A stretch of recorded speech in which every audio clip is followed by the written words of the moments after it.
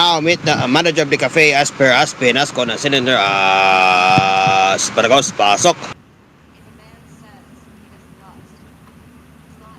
Yeah, hey, hello, everyone, and welcome to Asphere's Cafe. Today is Tuesday, March 11th, 2025, and yes, Dream Car is finally back in our show tonight. So good day, Dream Car. As usual, we are live on Cool FM, Cool TV, and also on the live streaming YouTube channels such as TGO Entertainment, TGO Cool FM, and of course my very own channel as media. And to our fellow TVH Network viewers, we are also airing on its burning time slot. That is, in fact, right now, which is from 9 a.m. in the morning until 10. And I believe after 10 a.m. it will be the TV and movies Pinoy. Okay, so before we proceed with our regular cafe session, how are you, Dream Car? I am busy editing something, so I'm not going to react for a while, but I'm going to just do the time checks because yes, I am a little bit busy because of a lot of the schedules I'm going to miss. Oh, what if I may ask, what kind of schedule? The remaining unfinished fan maids that I'm going to finish, the KBC primetime opening, the KBC 55th anniversary ident, yes, a special ident, which is a 1 minute version of the promo from the Eyewitness News. We're going to do a promo like that one, and also another Dalbini air check. I see. Okay. So you're gonna be busy editing your fanmade KPC airchecks, is that right? Yes, for a while. Okay, for a while. So if you are done, will you be able to react to my All right. show? Is that right? Oh yeah, I forgot to. Yeah, because I forgot that I was not on Monday. The weekly poll on the weekly poll on GSM Arena. We're going to check that now. Oh yeah, I am completely am aware that you were not Wait, able to do wait. I'm going to the send you yes. the poll part. Hold on. Okay. Okay. By the way, if you are hearing something in the background right now, I am watching Devil in the Family, the fall of Rupi Franke, and yes, Rupi Franke is an abusive mother. She was the person who vlogged based in Yuga, and my God, she is a very abusive mother. I'm yet watching it right now while hosting my show. Insane. By the way, go on Dreamcar. All right, so I'm going to add my alternate account for a while. The rest will be going to Asparagos. Alternate account. What do you mean? Let me share screen. Let me share screen. Okay. Oh, sure, sure. All right. Oh This was the yeah, last. every Tuesday we do weekly polls, right? I realized every Tuesday we No, do. it's Monday usually, but due to that I Oh, wasn't there okay, yesterday. right.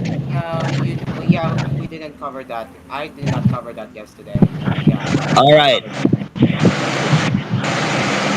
all right. What I've said about the weekly poll that the flagship Xiaomi Ultra 15 is what it looks like. Here's the results.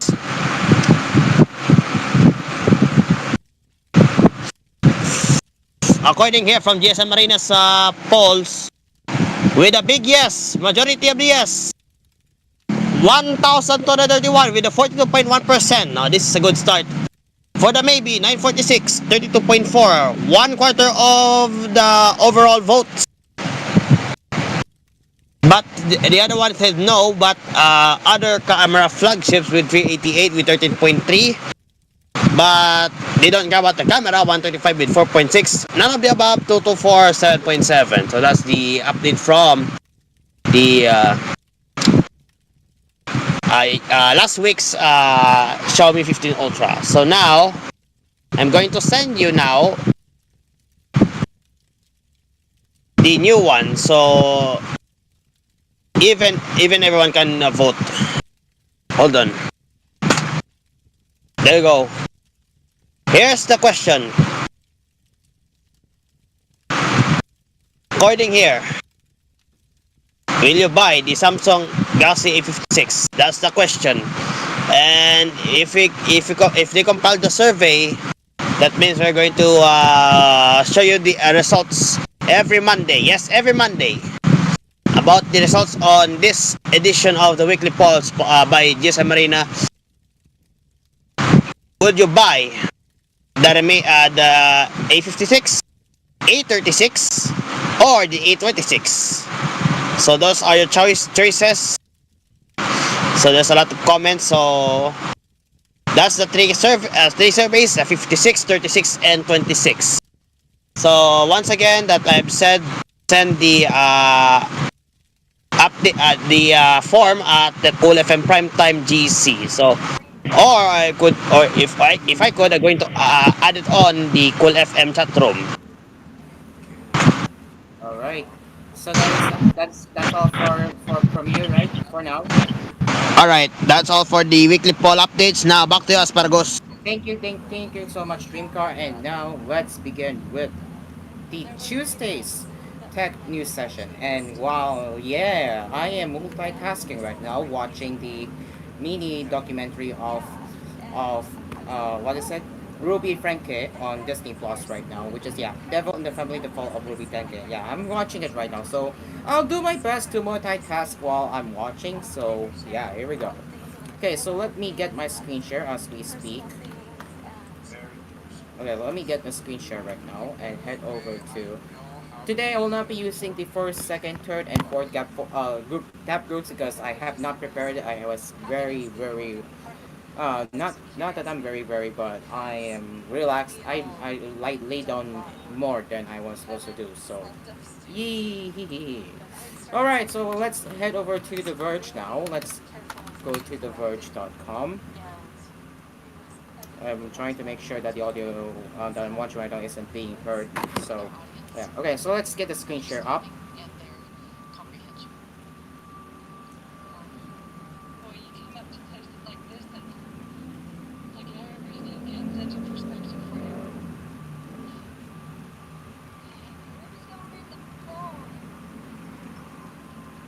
Okay, there we go. The Verge, yes, The Verge.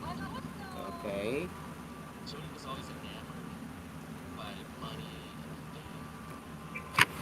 Okay, then looks like my AnyTask screen share is not screen share. My AnyTask window is acting up again. Delay. So yeah. Okay, here we go. Let me put it up here. Okay, nice. All right, so now let's get into see what we have here in store for us right now. So let's get into that. Oh, Apple is reportedly planning to a design overhaul for iOS, iPadOS, and macOS. If I recall correctly, we did cover this once before, where they are going to base the design on the Vision OS, and I think I might be right here. Yup, I knew it. The changes apparently take inspiration from the Vision OS. Yup, I was right. Okay, so let's get into the first one, and that is once again Apple planning to overhaul the design based on Vision OS. Courtesy of The Verge, Apple plans to significantly redesign the look of iOS, iPadOS, and macOS later this year, Bloomberg reports. The changes, which are set to arrive with iOS 19, iPadOS 19, and macOS 16, will touch many parts of the operating systems, including updating the style of icons, menus, apps, windows, and system buttons, Bloomberg says. The updates are also intended to simplify how people use Apple devices and make things more consistent across its software. The new device apparently takes some inspiration from the Vision Pro's Vision OS. Bloomberg says the design updates will be the biggest for the Mac since Mac OS Big Sur and the biggest for iOS since iOS 7. However, Bloomberg notes that Apple isn't going to merge its operating systems. Apple is expected to announce the changes at its Worldwide Developers Conference, which typically happens in June. It hasn't announced a date for this year's show. The company didn't immediately respond to a request for comment.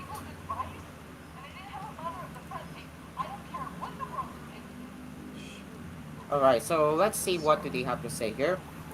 Benjamin, who is a subscriber of The Verge, I came across this work concept work on Reddit a couple weeks ago. It is well considered, using recent iOS app designs as a starting point, and feels increasingly reasonable the more rumors confirmed are redesigned.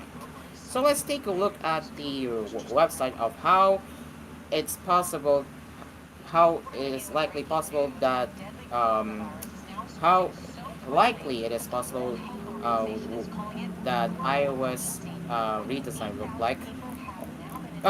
If I'm not doing the praising my bad, but this is it will likely how it will look like how it will likely look like with this one. So yeah, and again, this website is from Benjamin, so you can see the concept redesign. And now, if we take a deeper look at layers, yeah, components with a 3D glassy effect are the most frequently cited opportunity for a Vision OS inspired design on iOS. It's important to note that Vision OS does not apply this effect to all UI elements. On the contrary, glass, as Apple creatively calls this material, is used in only one layer of the hierarchy that defines apps. So you have background layer, container layer, and content layer. You can see how it is being done. And the layer, if you look, this is how the layer is done. And this is the content, right? And updating layers, this is another mock-up, I believe. Yeah.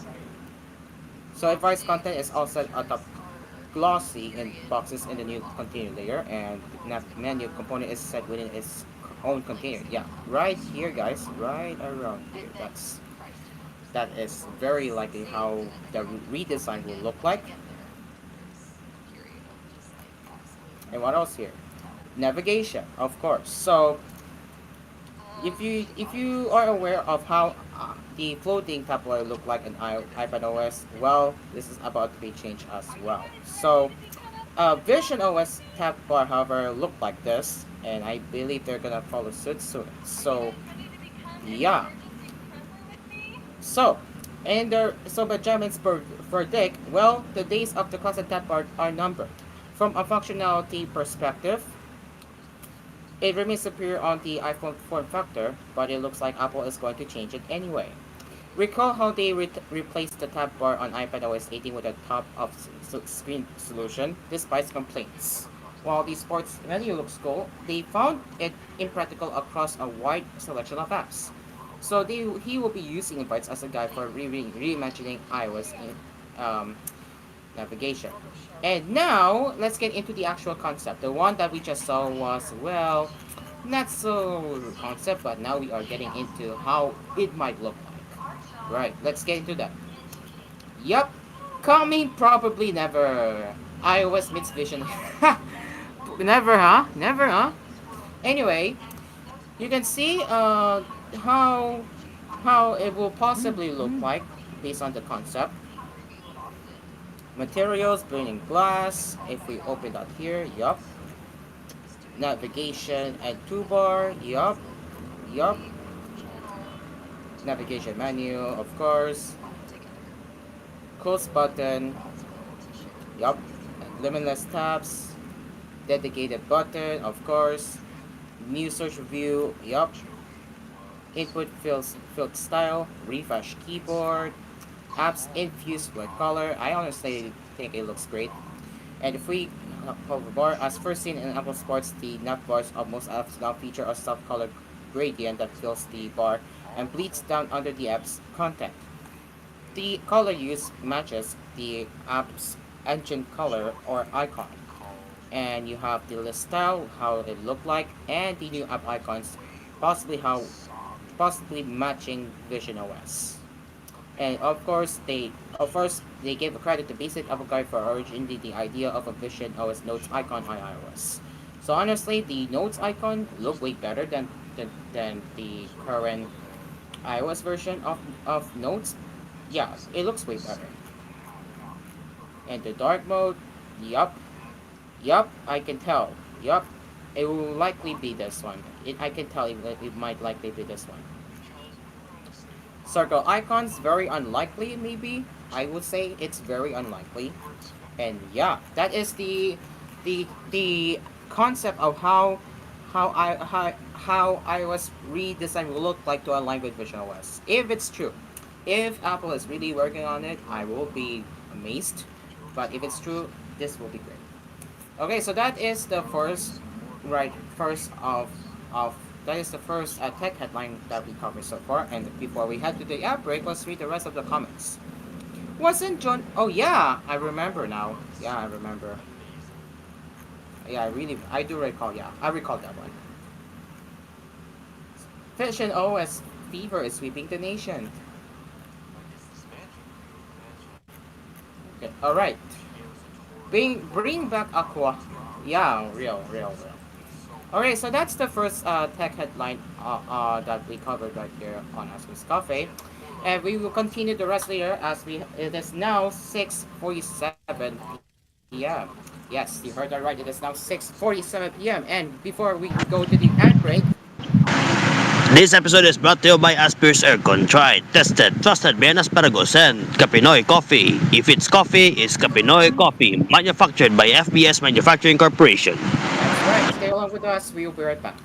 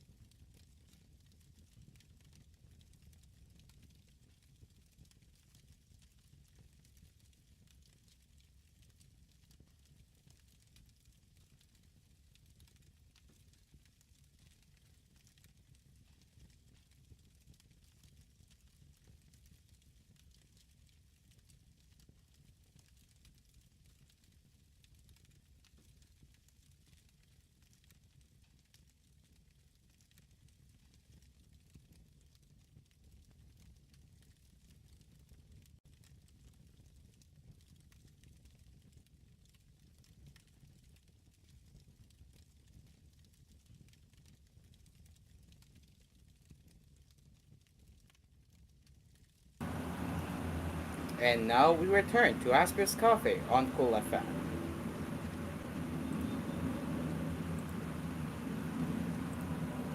Yes, we are back right here on a cafe, and yes, I am currently at the Roblox studio. So, yes, let's continue with the cafe session on on our show.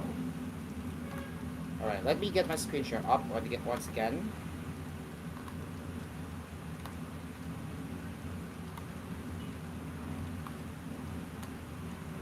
Okay.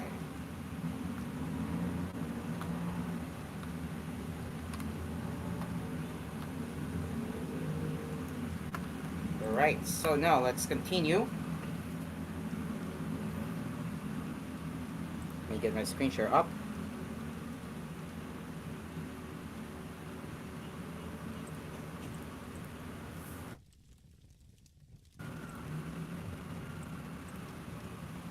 All right. So we are back. Let me just get up here already.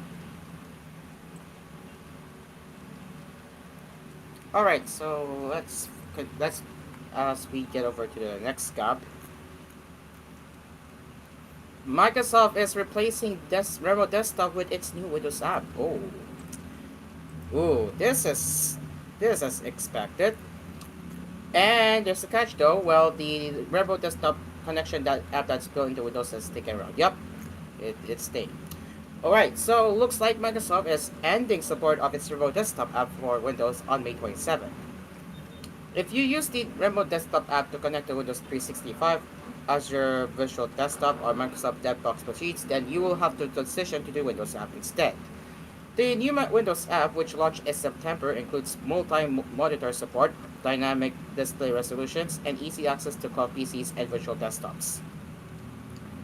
Microsoft says connections to Windows 365, Azure Virtual Desktop, and Microsoft DevBox via the Remote Desktop app of the Microsoft Store will be blocked after May 27, 2025. So to recall how the Windows app looks like, this is how the UI and functionality looks like. You have the Windows app right here, that and you have your devices that allows you to connect to that allows you to connect. You have your, let's say if you have a cloud PC from Microsoft, this option will show up, and you have your work PC, and yeah, and you also have direct shortcuts to Microsoft Office apps, which is a plus too, and also the Teams. So yeah, that's how the Windows app looks like, and I believe it's focused on enterprise.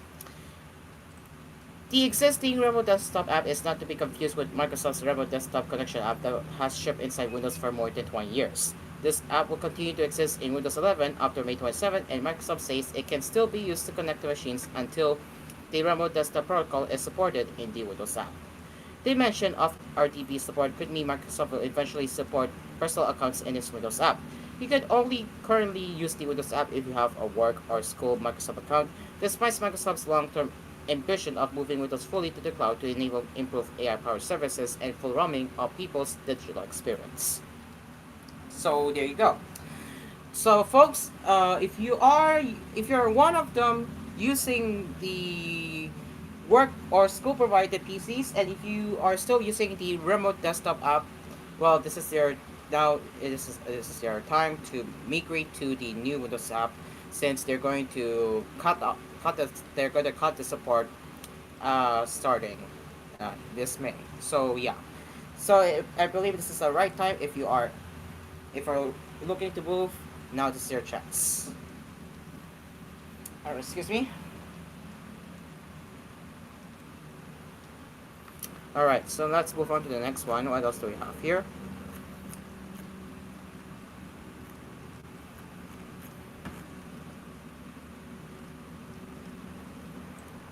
Blue Sky. Okay. Yup, Blue Sky is adding 3-minute video support and a filter to help with DM spam. So, Blue Sky is adding support for longer 3-minute video, a notable improvement from the previous 1-minute limit. The update is rolling out in Blue Sky version 1.99, which also includes a new DM filter that allows you to approve or reject messages from people you might not know.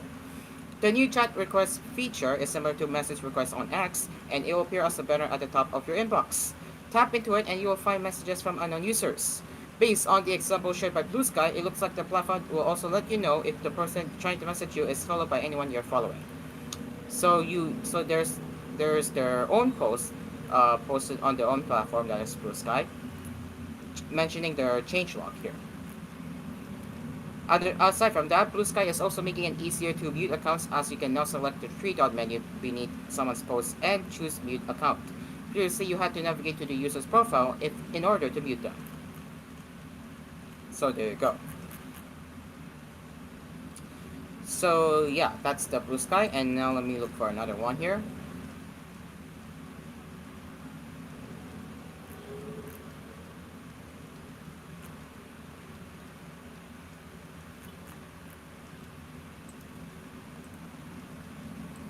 Ooh, this is a big one. This is a big one, guys. This is a big one. They're holding a 50th anniversary next month, along with the Copilot event. Yeah, this is a big one. All right, so Microsoft has started sending out invites to the 50th anniversary and Copilot event at the company's headquarters in Redmond, Washington. The April 4th event will take place on the day Microsoft marks 50 years since it was first founded by Bill Gates and Paul Allen in 1975. The event on Microsoft's campus will include an employee-only celebration of the company's 50 years, alongside details on what's next for the consumer side of Microsoft's Copilot AI companion.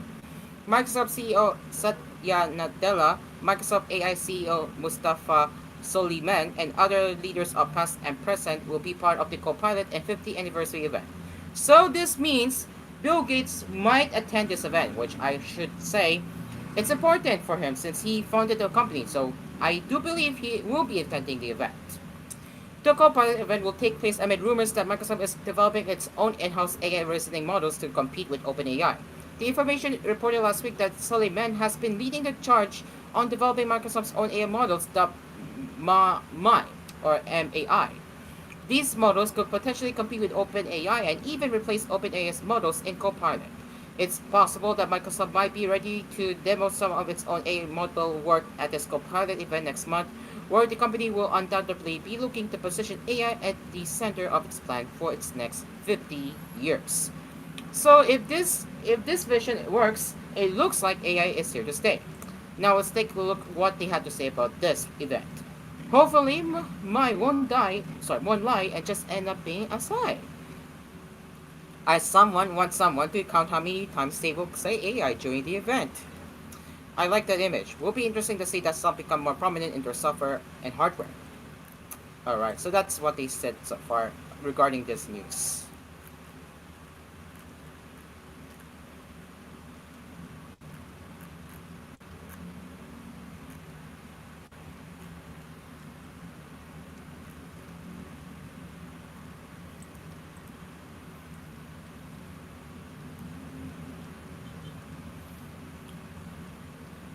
Pass. That will be covered tomorrow on Thursday. Also pass for this one because we're gonna cover that. If we look at this one, yes, you can't believe that the tech news site is covering anime now, huh? Insane, huh? They're not covering the anime topics on the tech news website.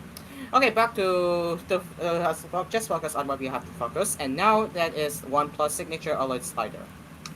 So, OnePlus plans to do away with the signature alert slider and replace it with a configurable button in the future, company CEO Peter Low said in a OnePlus community forum post today, reports 95 Google.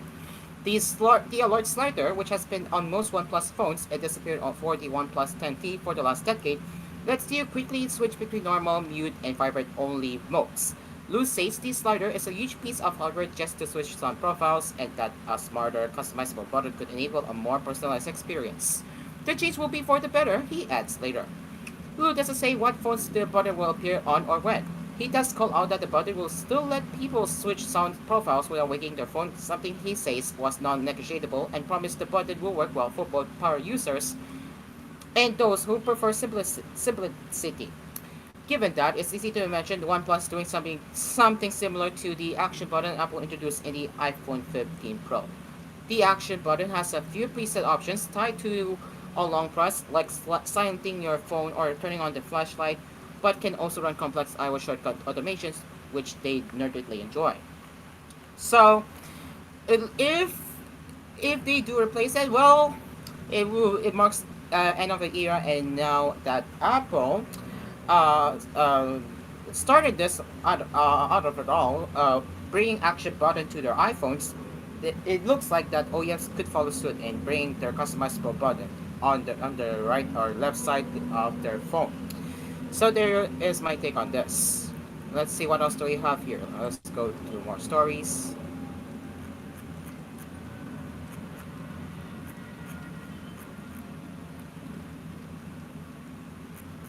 Oh yeah, we did cover that yesterday.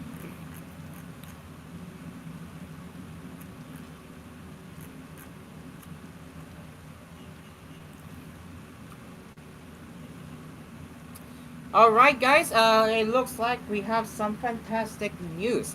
If Apple Watch Band isn't going to be bad, and yep, this is some fantastic news. It looks like Alive Core has suffered another setback in its long-running patent case against Apple. Today, the U.S. Or should say, on that March 8th, the U.S. Court of Appeals for the Federal Circuit has upheld a decision that the medical device makers' EKG patents are not actually patentable. As a result, the Apple Watch won't face a second import ban from the International Trade Commission. This back and forth between Alive Core and Apple began in 2021. Alive Core went to the ITC claiming Apple had infringed on its EKG patents. The ITC ruled in Alive Core's favor, recommending an import ban that would have prevented the sale of Apple Watches with the EKG feature in the US. However, it didn't immediately go into effect because the Patent Trial and Appeal Board also ruled that the three patents in question were invalid.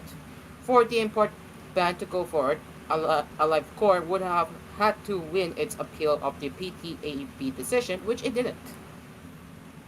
Well, good news for Apple, well, bad news for Alive Core. So let's read the statement from Sanjay Voletti, who is the Chief Business Officer of Alive Core. We are deeply disappointed by the court's decision this morning and that the court did not review the available secondary considerations, which the ITC found to be persuasive in their finding of validity. We will continue to explore all available legal options, including potential appeals, to defend our position that our patents are valid and that Apple infringe our intellectual property rights. We thank the federal unit for its careful consideration in this case. Sorry, I should have mentioned that we I should have mentioned that we are about to read the next one that is Fred saying that who is the Apple spokesperson who told The Verge. We thank the Federal Circuit for its careful consideration in this case. Apple's team have worked tirelessly over many years to develop industry-leading health, wellness, and safety features that meaningfully impact users' lives, and we intend to stay on this path. Alive Core used the same legal strategy as Abismo, another medical device maker. However, Massimo was successful in its bid to get an ITC import ban against the Apple Watch. The main difference is Massimo's patents were over the Apple Watch blood oxygen sensor, not its EKG's tech. To get around the ITC import ban, Apple now disables the blood oxygen sensor in Apple Watches newly sold in the US. I don't know if this is going to impact internationally, but it looks like it says it is only going to impact the US units. So there's that one. Okay.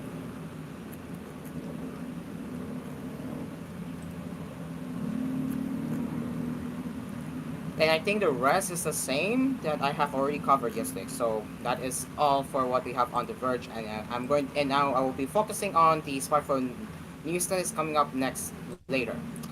In the meantime, it is now 7:10 p.m. as we will return with more tech headlines right here on Asphere's Coffee. But before that, Our sponsors are Aspires Cafe and Capinoy Coffee. If it's coffee, it's Capinoy Coffee. It's now 7:10. we will be right back.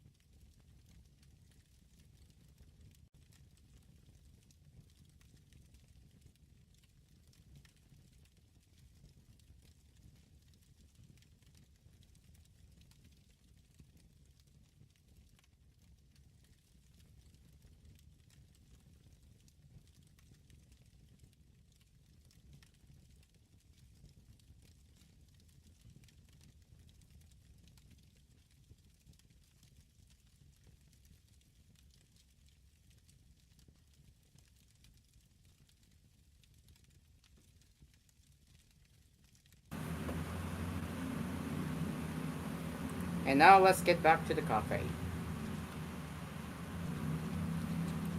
Alright, people, welcome back to Asphere's Cafe. It is now 7:17 p.m. as we have a few minutes left for TVH before we say goodbye. And apparently, I have been disconnected. Woo! Of course, because of the Roblox inactivity. Yeah. I'll get back to that in a bit, but in the meantime, we'll go on the Discord one. So, let's see. Let's get into the smartphone news now. Let's get into the smartphone news now.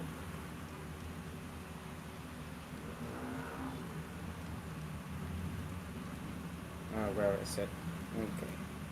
Oh, I haven't went to the website. One moment.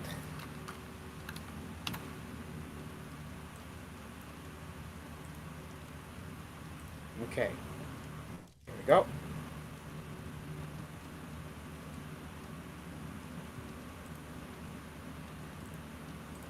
Let's zoom this in here and see what do we have in store today.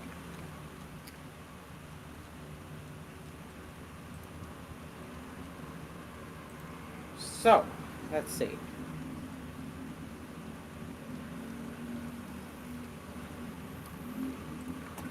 Alright, so let's see. Of course, we did cover that already. Oh, A56 and A36 are now on sale in India. Alright.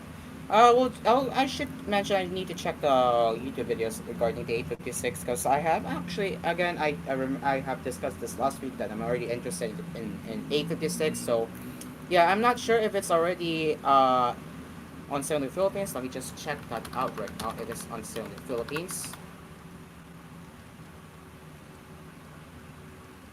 Let's see. Let's, oh, okay. Oh, it hung for a bit. That's weird. Oh, shoot, my name. Oh no, I accidentally disclosed my name. Oh no. But yeah. Anyway. I have to blur that out. Okay, so let's go to the Galaxy smartphone.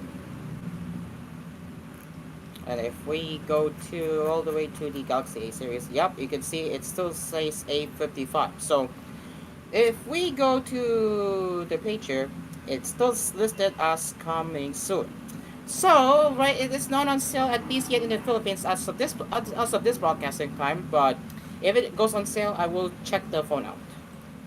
Now let's get back to this news. So yep, the first market to get the phones is India, with other regions across the world to follow any moment now. So, to recall, the Galaxy A56 and A36 share a 6.7-inch Super AMOLED with Full HD Plus resolution and 10 bezels. Both have a 50 megapixel main camera, but the A56 has a bigger sensor. It also has a more powerful Exynos 5080 chipset, while the A36 sticks to Snapdragon 6 Gen 3.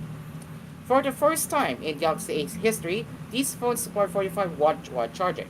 The flagship rate in Samsung terms anyway should top the 5000 milliamp battery in 68 minutes, while 30 minutes on the charger fills 66% of the capacity, which is the same on both phones. And yes, the GSM Marina is currently reviewing these phones. Now let's move on to the next one, and let's see. Oh yeah, Nothing Phone 3A and 3A Pro. So, Nothing fully unveiled the new Phone 3A and Phone 3A Pro last week at WMC in Barcelona, and now they are both receiving their first ever software update. This will presumably be waiting for the buyers once they take them out of the box. The update brings a lot of it. The essential key interaction is now updated, so a quick press will save what's on your screen and allow you to add notes, while long pressing will record a voice note alongside the screenshot. There are also essential space widgets now for the home screen and lock screen, a revamped essential space home page, an upcoming section to manage all your tasks in one place, and smart insight now displays in the system language. Moving on, camera presets give you quick access to optimal settings for different scenes. These presets can be shared and imported. You can also import cube files to use custom filters. Moreover, camera performance has been enhanced, as has clarity in macro mode. Portrait mode is now more refined with more accurate background blur. AI-powered face and scene classification is live in the Nothing Gallery app, which also gets fine-tuned interaction and user experience. There's a passport verification feature too, and of course, bugs have been squashed as well. So that is the news regarding their first ever software update for Nothing Phone 3A and 3A Pro.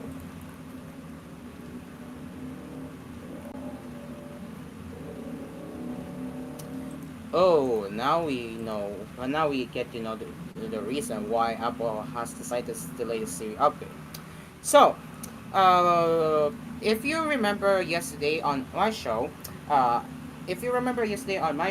we did talk about the we did talk about the personalized Siri being delayed, and now we know the reason.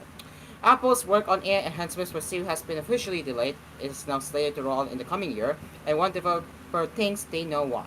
The smarter and more personalized Siri is, the more dangerous it can be if something goes wrong. Simmons Willison, the developer of the data analyst tool dataset, points the finger at injections. AIs are typically restricted by the parent companies who impose certain rules on them. However, it's possible to jailbreak the AI by talking it into breaking those rules. This is done with so-called prompt injections. As a simple example, an AI model may have been instructed to refuse to answer questions about doing something illegal. But what if you ask the AI to write you a prompt about hotwiring a car? Writing prompt isn't illegal, right? This is an issue that all companies offering AI chatbots face, and they have gotten better at blocking obvious jailbreaks, but it's not a solved problem yet. Worse, jailbreaking Siri can have much worse consequences than most chatbots because of what it knows about you and what it can do. Apple spokeswoman Jacqueline Roy describes Siri as follows: "We have also been working on a more personal Siri, giving it more awareness of your personal contacts, as well as the ability to take action for you within and across your apps." Apple undoubtedly put rules in place to prevent Siri from accidentally revealing your private data. But what if a prompt injection can get it to do it anyway? The ability to take action for you can be exploited too, so it's vital for a company that is as privacy and serious conscious as Apple to make sure that Siri can't be jailbroken. And apparently this is going to take a while.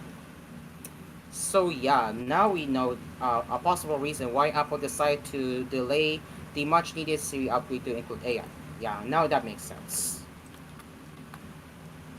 And now, before I continue, let me reconnect my Roblox, and I'll be back. I'll be getting there in a bit.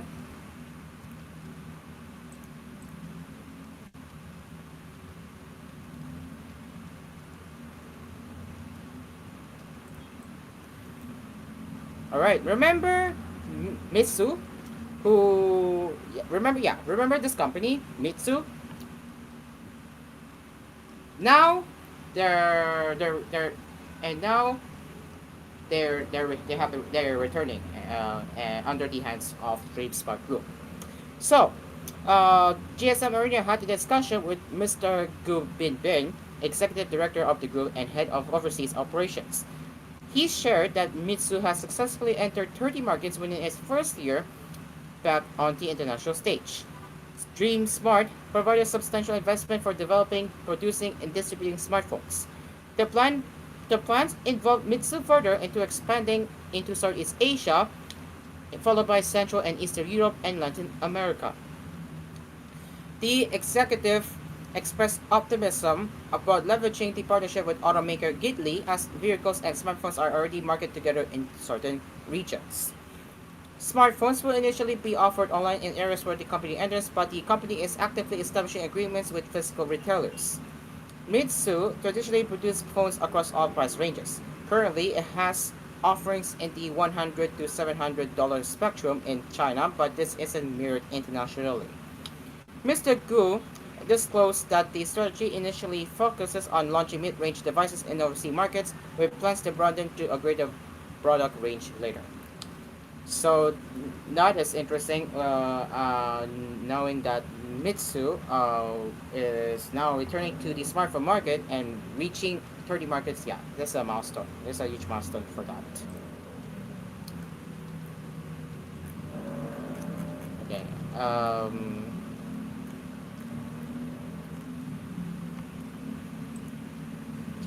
All right. Time for some Galaxy S25 Edge updates. Yup, it is coming next month, and we did talk about the dimensions, weight, screen, and bezel size, and now we are now talking about the battery capacity. So the Galaxy S25 Edge has multiple times so far been rumored to arrive with the smallest family in the S25 family, smaller even than the S25s. And now this has been unfortunately confirmed through a certification in Denmark. So if we take a look at the certification, let me just open image in new tab. You can see it has 3,786 milliamp. Yup, 3,768 milliamp. So 3786 milliamp battery. It is really smaller. It is really small than the other S25 devices. Or I should say, this will be translated into a market typical capacity of 3,900 milliamps, and that is in fact 100 milliamps less than what the much smaller Galaxy S25 got. So, with this in mind, the battery life clearly won't be among the S25 Edge selling points. The 5.84mm thickness that was reached by sacrificing some longevity, on the other hand, will be the main one. According to past rumors and leaks, the S25 Edge will be powered by the Snapdragon 8 Elite SoC paired with 12 GB of RAM. It will have 20 Hz refresh rate screen and support for 25 watts while charging. No 45 watts, womp womp. There will only be two cameras on the rear, of which the main one will have 200 megapixel resolution. I don't know if this is going to wow anyone about the battery capacity, but don't expect a long battery life. If don't expect very long battery life. That's my word on it. We'll wait for the smartphone test to be confirmed. Let tech reviewers cook for this one. So yeah. So that's the S25 Edge updates for now. And finally, to end this one for TVH viewers, let's see what else do we have here. Alright, Oppo F29 and F29 Pro. We're gonna end it with the Oppo F29 and F29 Pro. Okay, so Oppo is apparently launching the F29 and F29 Pro in India later this month, and now we have a first look at the vanilla model. Its specs have also been outed by Tipster over on X. The F29 is set to come with a 6.7-inch Full HD Plus AMOLED screen with 120Hz refresh rate, and aluminum frame, IP68, IP68, and IP69 ratings for dust and water resistance, and a 6,500 mAh battery with support for 85-watt fast wire charging. It is going to be powered by MediaTek's Dimensity 73,000 SoC and will allegedly cost between 25,000 and 30,000 Indian rupees. Meanwhile, the F29 Pro is rumored to come with a 6.7-inch quad micro curved AMOLED screen with Full HD Plus resolution and 120Hz refresh rate, a 50 megapixel main camera, a 2 megapixel decorative secondary camera of some sort, and a 60 megapixel selfie snapper. The F29 Pro will be powered by the Snapdragon 6 Gen 3 SoC. Yup, that's the same chipset that is the same chipset used for the A36, paired with up to 12 GB of RAM and 256 GB of storage. It will also have a 6,500 mAh battery and the IP ratings of its simpler. Both devices will run Android 15 out of the box with Oppo's ColorOS 15 on top. That is the Oppo F29 and F29 Pro, and it's now 7:30 p.m. and it looks like we have to say goodbye to our fellow TVH Network viewers. So, TVH Network viewers, we will be back again tomorrow morning, where we will cover the. Tomorrow is Thursday for TVH. So, we will be covering anime news tomorrow, where we will cover the latest anime happenings. On this brand new time slot that is 9 a.m. to 10 a.m. right here on TVH Network viewer on TVH Network. Until next time, fellas. For TVH, I am Cairo. And I'm Dreamcard, the cafe is now closed for TBH. We will see you tomorrow mornings. Remember, we're not at 11 but 9 a.m. to 10 a.m. Bye bye, TVH. See you tomorrow. TJ Entertainment Production.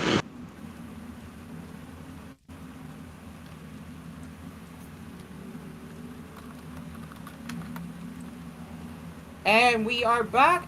It is now 7:31 p.m. We just left TVH Network, and now we are left with Cool FM, Cool TV, and of course our live streaming channels, Teacher and Cool FM, Teacher Entertainment, and Ask Media's YouTube channels. And now I am officially back at the Roblox. So now let's focus back to the Roblox point of view.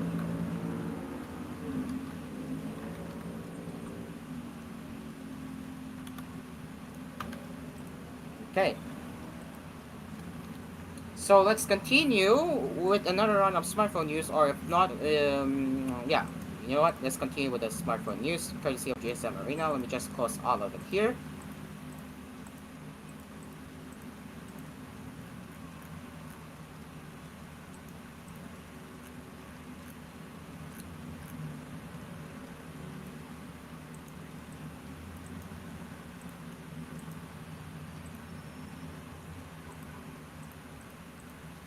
Okay, I'm waiting for the other three to load.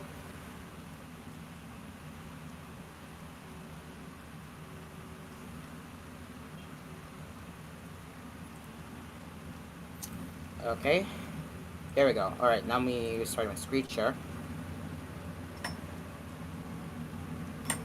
Excuse me.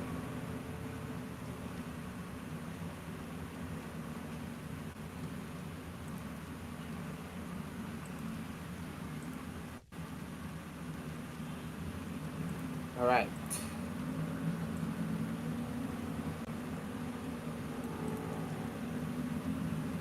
All right, people.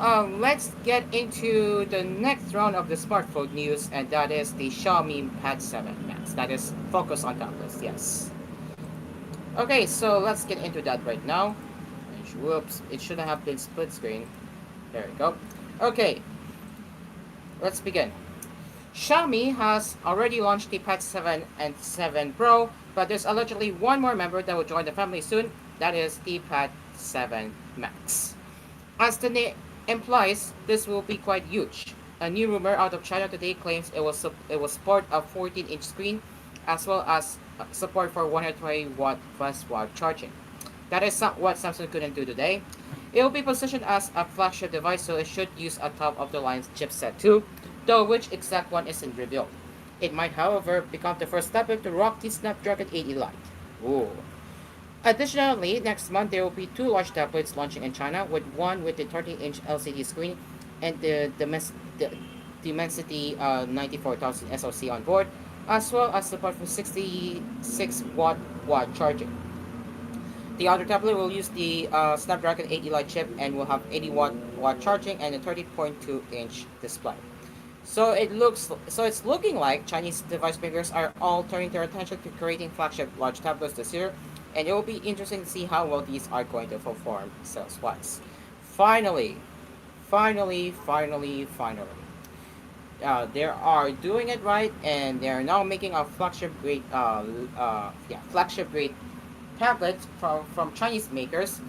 Since it's been a long overdue since they have been making mid-range tablets, and now they're focusing on this one. So it's a huge step up.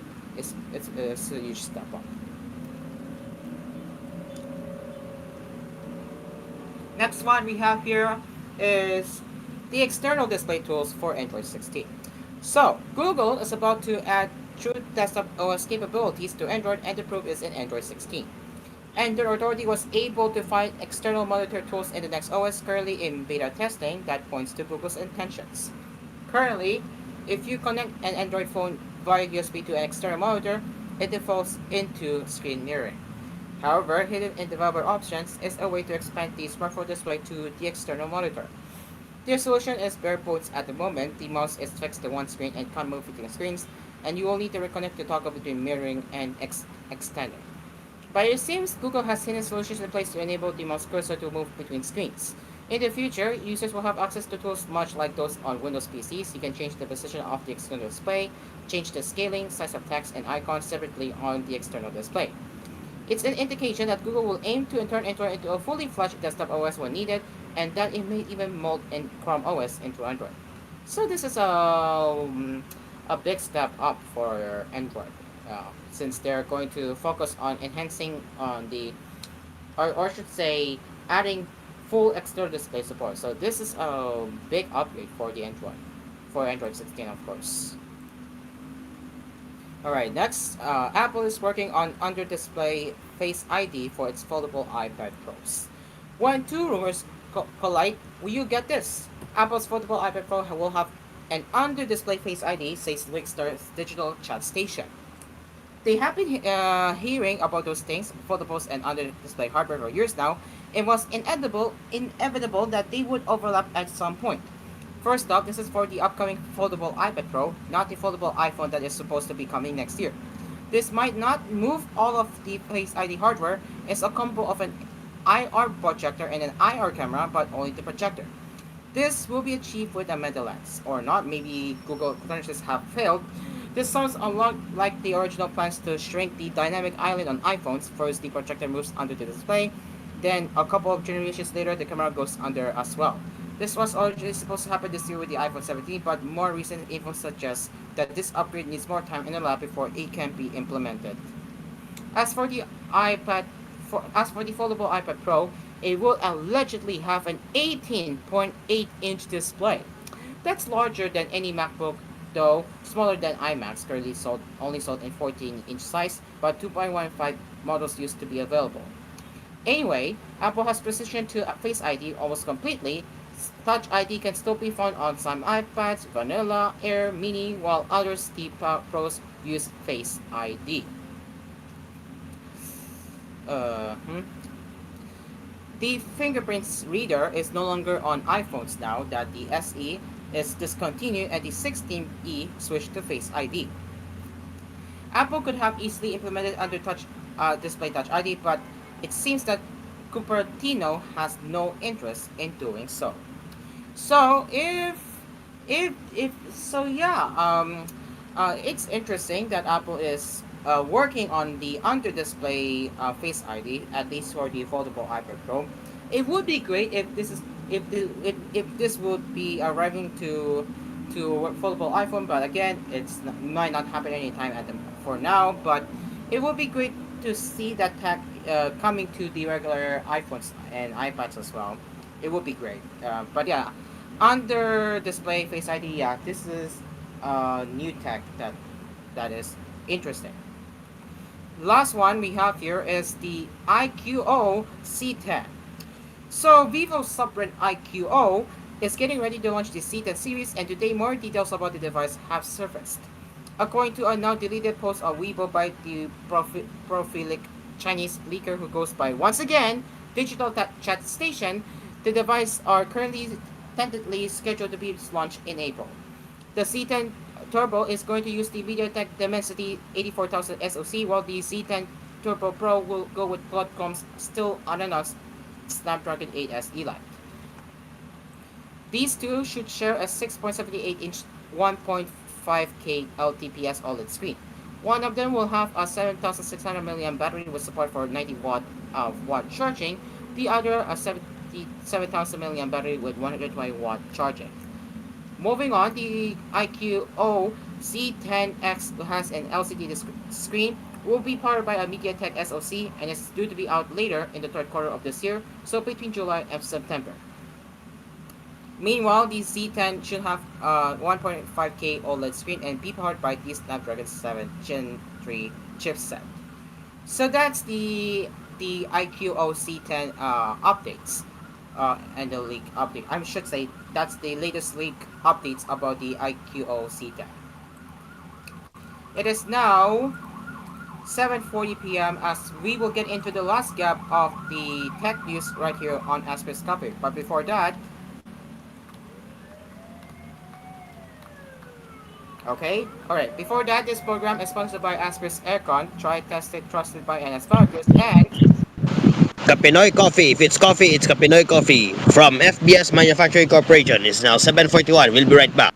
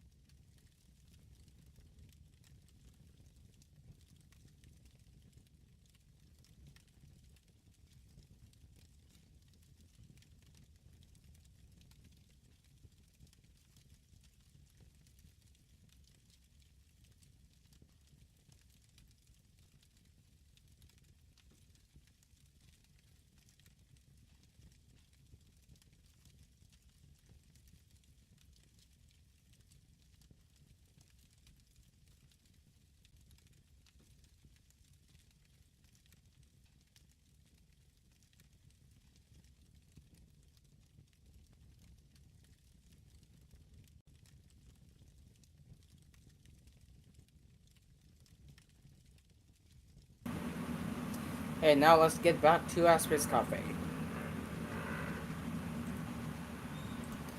Yes, yes, yes. Welcome back to the cafe. It is now 7:49 p.m. and woo hoo hoo! I did not get disconnected this time. Let's go.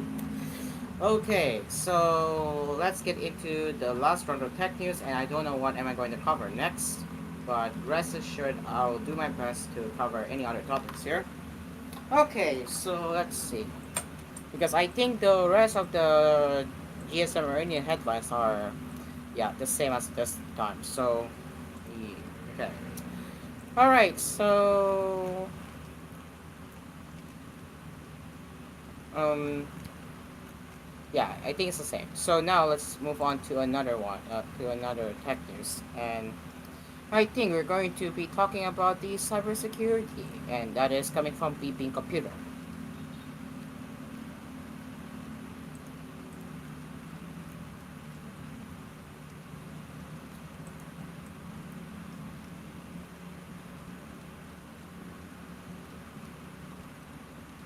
Okay.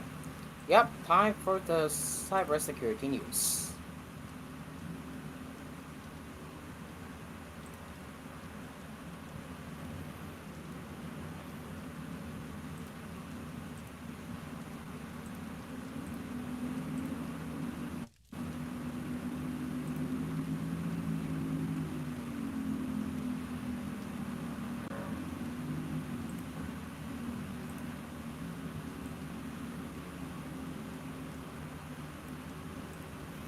All right. Let's begin. Coming from the BB Computer, the Dark Storm activist group claims to be behind DDoS attacks, causing multiple worldwide outages on Monday, leading the company to enable DDoS protections from Cloudflare. While ex-owner Elon Musk did not specifically state that DDoS attacks were behind the outages, he did confirm that it was caused by a massive cyber attack. Musk posted on X, there was, still is, a massive cyber attack against X. We get attacked every day, but this was done with a lot of resources. Either a large coordinated group and or a country is involved, tracing. So if you do not know who the Darkstorm is, well, Darkstorm is a pro-Palestinian activist group that launched in 2023 and has previously targeted organizations in Israel, Europe, and the US. Today, the group posted to their Telegram channel that they were conducting DDoS attacks against Twitter, sharing screenshots and links to the host check-host.net site as proof of the attack. So what is check-host.net? Well, it is a website that allows visitors to check the availability of the website from different servers throughout the world. The website is commonly used during DDoS attacks to show that an attack is taking place. So you can see the proof, it is indeed offline. And yeah, various countries, you have Brazil, Czech Republic, Finland, France, Germany, Hong Kong, Hungary, India, Indonesia, Iran, Israel, Italy, Japan. Yeah, it all said connection timeout, except surprisingly Moldova. Well, now X is now being protected by the DDoS protection service Cloudflare, which shows a CAPTCHA when suspicious IP addresses connect to the site when a single IP address generates too many requests. The help.x.com section of the site currently displays a cloud CAPTCHA for all requests as shown below. Well, hacktivists have demonstrated time and time again their ability to disrupt massive technology platforms using botnets and other resources. So that is the news regarding the X cyber attack.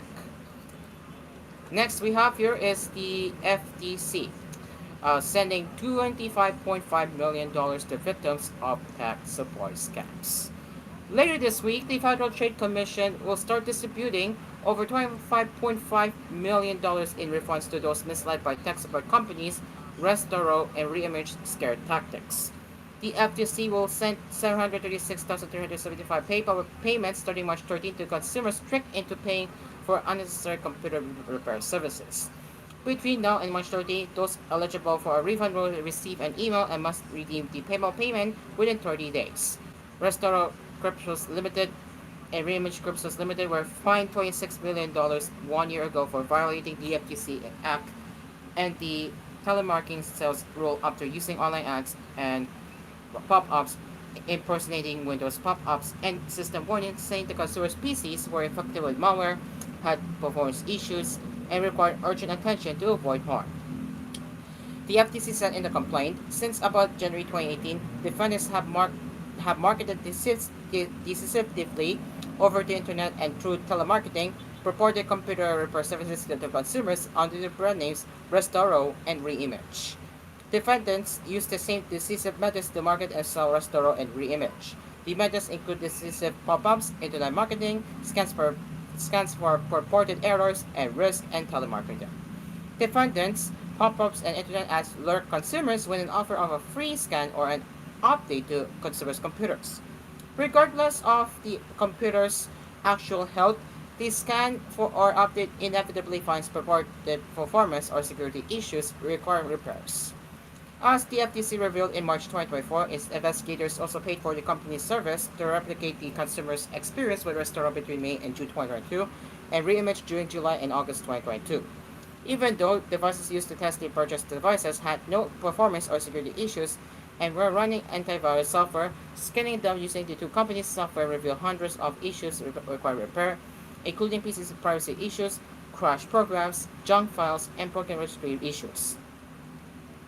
They were also asked to pay up to $58 for a PC repair plan and were urged up to paying to make activation calls quote unquote to restore and image the marketers who told them the software couldn't fix all the issues. The Restoro and Reimage telemarketers requested access to investigators' computers and they claimed to find more errors, critical warnings, viruses, or malware while pointing to Microsoft Windows event viewer log entries linked to standard and vengeance system errors and warnings. The FTC added at the time, the telemarketers did recommend repair services by a technician.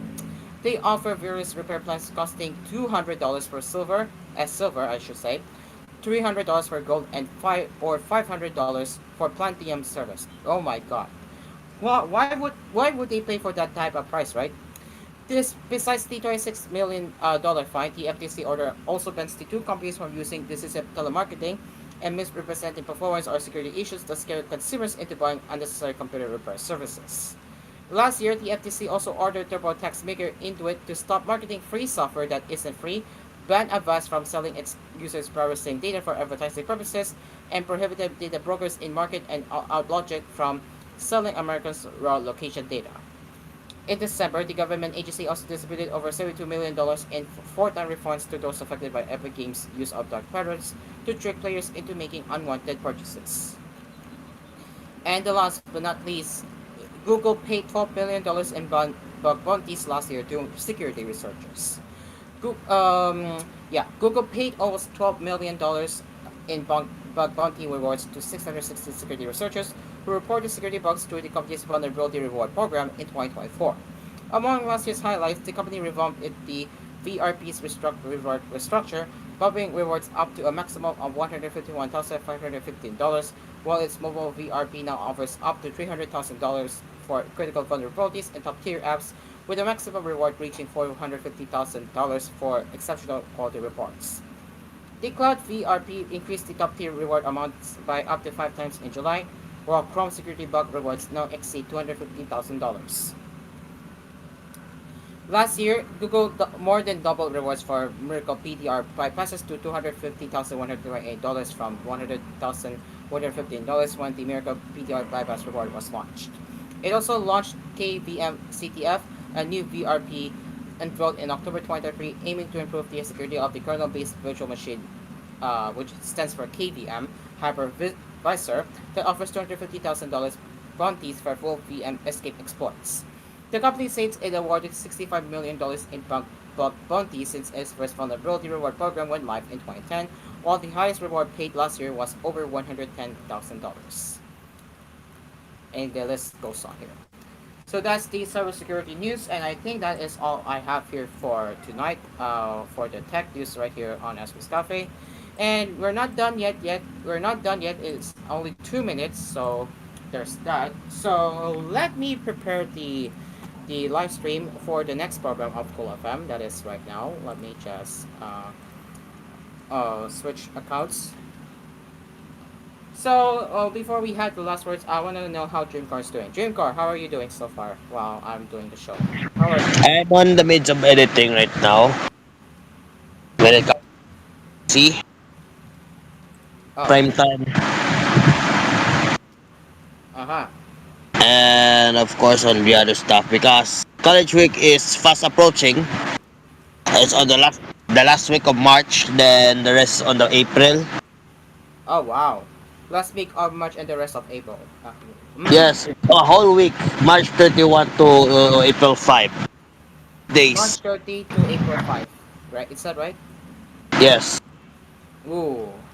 What are you doing in your college week right now? Or semesters?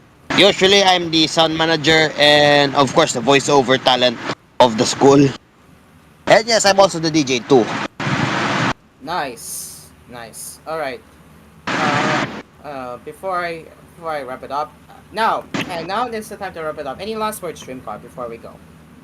I don't know if we're going to have something expect. So, KBC prime time intro, then some anniversary special items will be released soon on either on Fanmade Archives and on Dreamcar Fanmates. Yes, Dreamcar Fanmates.